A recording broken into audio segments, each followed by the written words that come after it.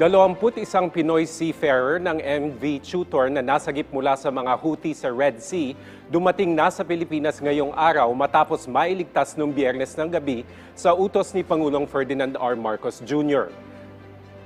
Sa isang pahayag, sinabi ng Department of Migrant Workers na mga Pinoy seafarer ay mainit na tinanggap ni Philippine Ambassador to Bahrain, Anne Halandoon Louie, noong Sabado bago sumakay ng eroplano pabalik ng Pilipinas ng Linggo ng gabi.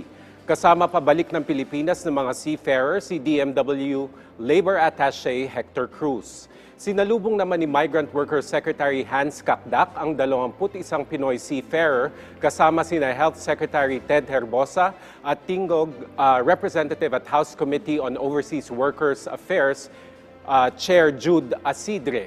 Matatanda ang iniutos ni Pangulong Marcos noong Biyernes ang lahat ng kinauukulang ahensya ng pamahalaan na dalhin ng mga Pilipinong marino sa kaligtasan na nagresulta sa matagumpay na pagliligtas ng mga ito habang patuloy pa rin ang search and rescue operations sa isa pang Pinoy seafarer lulan ng MV Tutor.